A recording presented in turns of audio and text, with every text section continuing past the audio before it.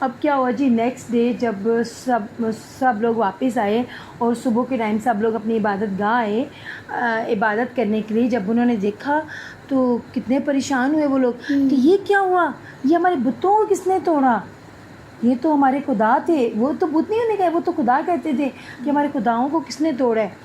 تو لوگوں کے مائنڈ میں آیا، جو لوگ کچھ وہاں پہ بازار والے لوگ تھے، انہوں نے کہا کہ ہاں کل ابراہیم جو ہے وہ بازار آیا تھا اور ہمیں وہ ان بتوں کی پوجا کرنے سے منع کر رہا تھا کہ یہ خدا نہیں ہے، ان کی مت عبادت کیا کرو، ان سے مت دعا مانگا کرو۔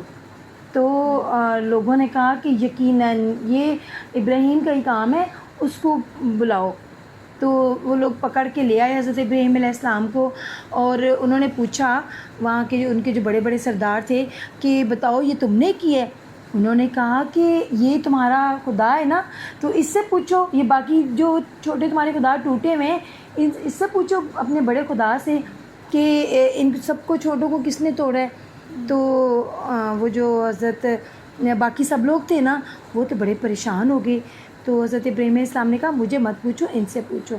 تو کچھ لوگوں کو تو حضرت ابراہیم علیہ السلام کی بات سمجھ میں آئی کہ واقعی کہ جب یہ ہمارا خدا ہے تو اسے ہمیں بتانا چاہیے۔ تو لوگوں نے کہا کہ تم پاگل ہو، وہ تو پتھر کا بنا ہوا ہے، وہ کیسے بتا سکتا ہے؟ تو حضرت ابراہیم علیہ السلام نے کہا کہ اگر وہ پتھر کا بنا ہوا ہے تو وہ تو بت ہے، پھر تم اسے خدا کیوں مانتے ہو؟ اس کی کیوں عبادت کرتے ہو؟ اس سے مدد کیوں مانگتے ہو؟ جو تمہارے اپنے ہاتھ کی بنائی ہوئی چیز ہے اس سے کیوں عبادت کرتے ہو؟ اور اگر وہ تمہاری ہیلپ نہیں کر رہا، تمہیں یہ نہیں بتا رہا کہ یہاں کون آیا تھا، کس نے توڑا ہے، تو پھر وہ خدا تمہارا کیسے ہو سکتا ہے؟ اب یہ کہ کچھ لوگوں کو حضرت ابراہیم علیہ السلام کی بات سمجھ میں آئی، ٹھیک ہے، لیکن کچھ لوگ ابھی بھی بضد تھے کہ نہیں ابراہیم غلط کہہ رہے ہیں تو ہمیں اس کو پنش کرنا چاہیے، ٹھیک ہے۔ انہوں نے کیا کیا کہ سب نے فیصلہ کیا کہ ہم نا اس کو ابراہیم کو ہم کوئی پنشمنٹ دیں گے، بہت سیویئر قسم کی پنش دیں گے، کیونکہ پہلے بھی ہمارے خداؤں کو برا بھلا کہتا رہتا ہے، تو اب تو اس نے حد ہی کر دیا کہ ہمارے خداؤں کو توڑ ہی دی ہے۔ تو انہوں نے کہا کہ ہم نا اس کو کوئی بہت بڑی پنشمنٹ دیتے ہیں۔ انہوں نے فیصلہ کیا کہ ہم اس کو نا آگ میں پھینکیں گے۔ انہوں نے بہت ڈھیر ساری لکڑیاں جمع کی اور ایک بہت بڑے جو میدان تھا نا، گراؤنڈ تھا، وہاں پہ وہ آگ جلائی، ٹھیک ہے۔ اور وہ اتنی بڑی آگ تھی کہ لوگ بہت دور دور کھڑے تھے، اس کی جو تھی وہ ہیٹ بھی قریب جا کے وہ برداشت نہیں کر پاتے تھے۔ انہوں نے کہا کہ ہم اس میں ابراہیم علیہ السلام کو پھینکیں گے تاکہ یہ ہمیں تنگ ہی نہ کرے۔ تو کیا ہوا کہ انہوں نے اس کو حضرت ابراہیم علیہ السلام کو اس میں پھینکنے کے لیے نا ایک غلیل ٹائپ کی نا ایک چیز بنائی، وہ ایسی تھی کہ اس کے اندر انہوں نے حضرت ابراہیم علیہ السلام کو رکھا اور اس کو دور سے ایسے کر کے اس کے اندر پھینکا، آگ کے اندر، ٹھیک ہے۔ اب دیکھیں کہ حضرت ابراہیم علیہ السلام کے دل میں سچائی تھی، تو ان کو ذرا بھی ڈر نہیں لگا کہ یہ لوگ مجھے آگ میں پھینکنے لگے ہیں۔ تو جس وقت تھی وہ یوں انہوں نے اپنے وہ اس غلیل کے تھرو اپنا انہوں نے جو ٹول سا بنایا تھا کہ وہ آگے قریب جا کے پھینک نہیں سکتے تھے، اتنی اس کی ہیٹ تھی، دور سے جب انہوں نے پھینکا اس کے اندر، تو جیسے وہ فلائی کر رہے تھے نا تو ایک اینجل آیا، ٹھیک ہے، اللہ تعالیٰ نے ایک جنت سے ایک فرشتہ بھیجا اور پوچھا کہ اے ابراہیم تمہاری کیا مرضی ہے، اگر تم چاہو تو ہم تمہیں بچا سکتے ہیں، کیونکہ تم تو حق کا ساتھ دے رہے ہو نا، تم تو اللہ تعالیٰ کے راستے پہ چل رہے ہو۔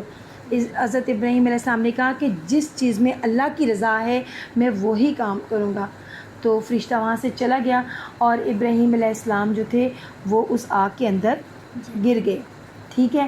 اب کیا ہوا کہ آپ کو ایک بات میں بتانا بھول گئی کہ جب حضرت ابراہیم علیہ السلام کو انہوں نے پھینکنا تھا نا، انہوں نے ان کو پورا رسیوں سے باندھ دیا تھا، ان کے پاؤں بھی باندھ دیے، ان کے ہاتھ بھی باندھ دیے۔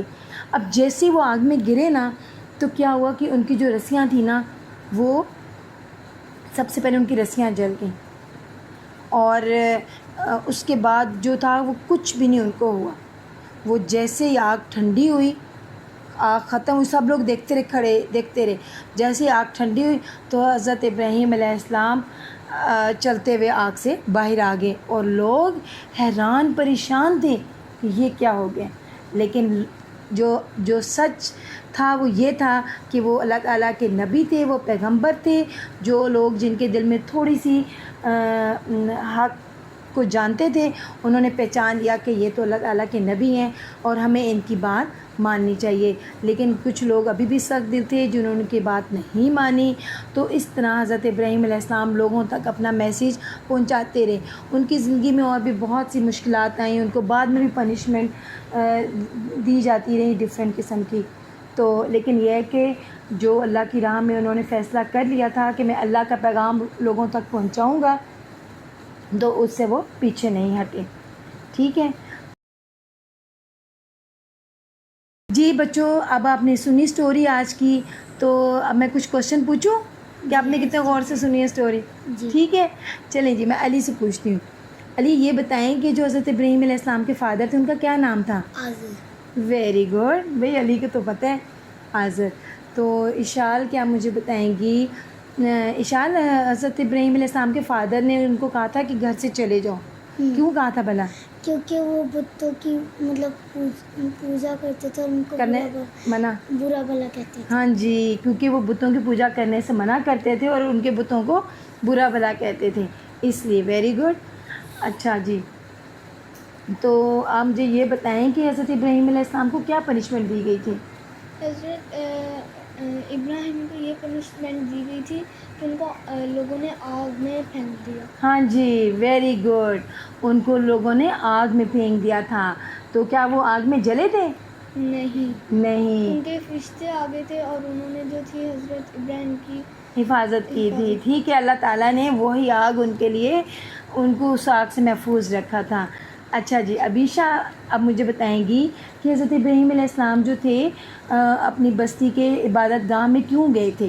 وہ چھوٹے بتوں کو توڑنے گئے تھے، بڑے بتوں کو نہیں توڑا. اچھا، ویری گڈ. جی انہوں نے کیا کیا تھا حضرت ابراہیم علیہ السلام نے؟ ایک رات کو وہ گئے تھے، انہوں نے چھوٹے بتوں کو توڑ دیا تھا اور بڑے کو چھوڑ دیا تھا. جی تو بچوں، hopefully you enjoyed the story. جی انجوائڈ. تو ہم انشاءاللہ ایسے ہی ڈفرینٹ اسٹوریز سنیں گے اور یہ انفارمیٹیو بھی ہوگی. انشاءاللہ ہم نیکسٹ کوئی فنی سی اسٹوری بھی سنیں گے اور ہارر بھی. ہارر تو اسٹوریز بہت پسند ہیں، ٹھیک ہے نا، اور پرنسز والی بھی. تو انشاءاللہ تب تک کے لیے بائے بائے.